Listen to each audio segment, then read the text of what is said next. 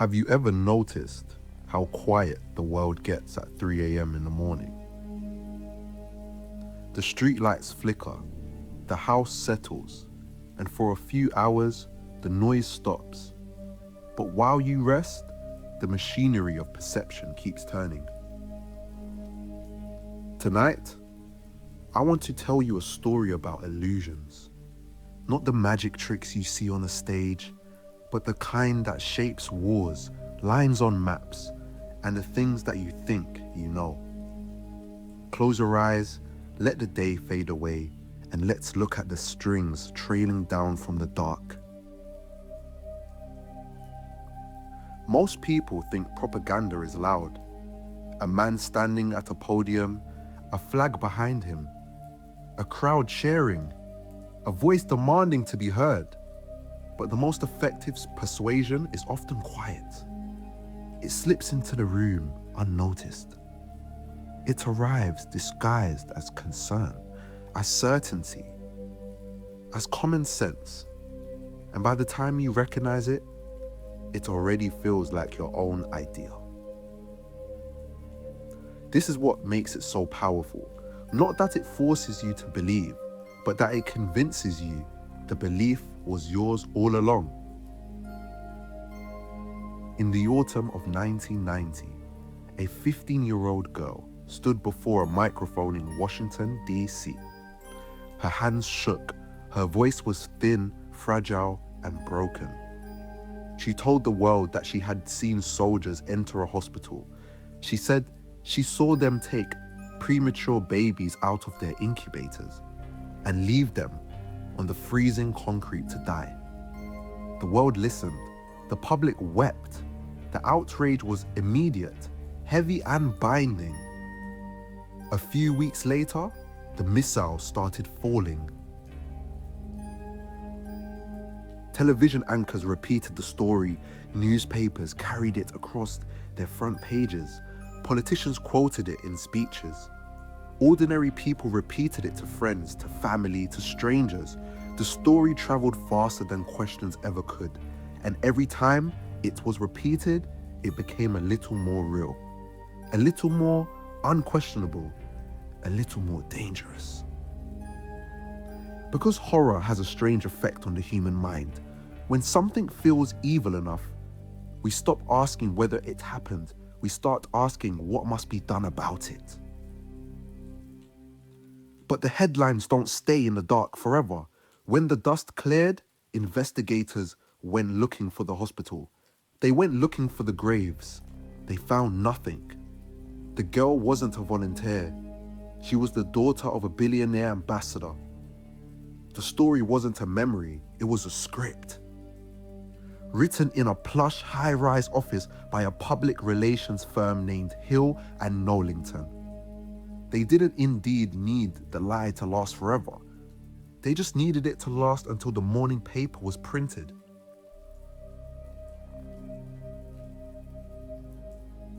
And that's the thing about perception. Once a story settles into the public imagination, it becomes difficult to remove. Even after corrections, even after investigations, and even after the truth arrives, because the truth walks, fear runs. Long after the facts change, the feeling remains, and people rarely remember every detail, but they remember how a story made them feel. It's an old recipe, decades before that. In the winter of 1953, the CEOs of the tobacco empires slipped through the side doors of the Plaza Hotel in New York. Their own scientists had just handed them proof that their product caused cancer. They didn't panic, they didn't argue. They simply hired the exact same architects of perception, Hill and Knowlington. And John Hill told them something beautiful in a terrifying way. He said, "We don't need to prove cigarettes are safe. We just need to make the public question if they are deadly.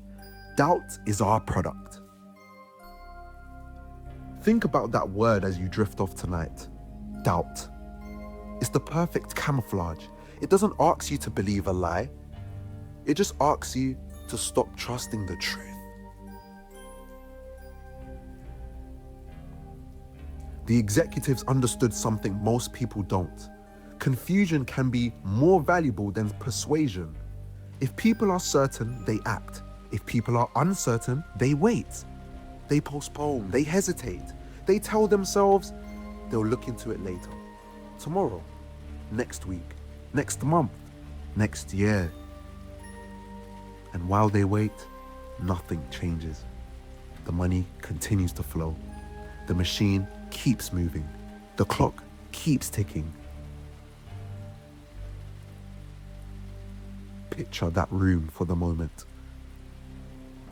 The thick carpets, the cigarette smoke hanging in the air, the muffled sounds of New York beyond the windows, men in dark suits discussing a problem, not how to tell the truth, not how to protect the public, but how to manage perception, how to shape uncertainty, and how to manufacture hesitation.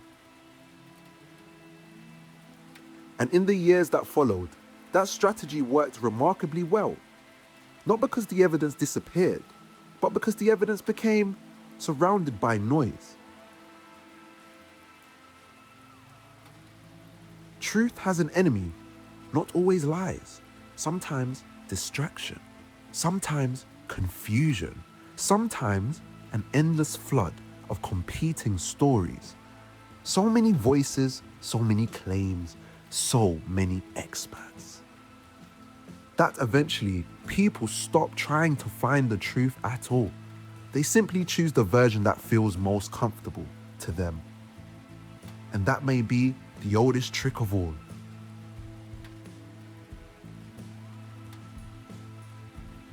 As the decades passed, the technology changed, the newspapers became television, television became the internet became an endless stream of glowing screens, but the principle remained: attention, emotion, repetition, timing.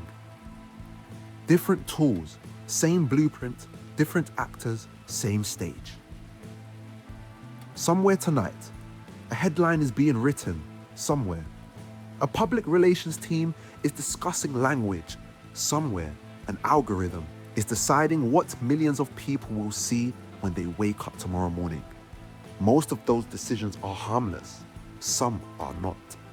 The difficulty is knowing which is which. So, as you close your eyes, remember the 4 markers of the shadow play. When a story hits you instantly in the chest, ask why. When every voice on your screen says the exact same phrase, ask who wrote it. When the timing is too perfect, follow the money. And when someone benefits from your confusion, pay very close attention. Not every frightening story is false. Not every official narrative is deception. Not every coincidence is a conspiracy. But every story deserves the same question. Who benefits if I believe this? The world isn't always what they tell us it is. Sometimes the truth arrives quickly. Sometimes it takes years. Sometimes it never arrives at all.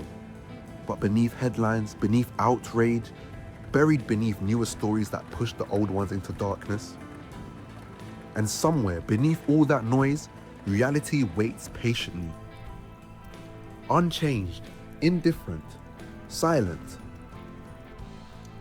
Sleep well. Turn off the screens. Let the rain drown out the headlines.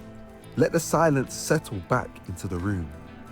And guard your mind until the sun comes up.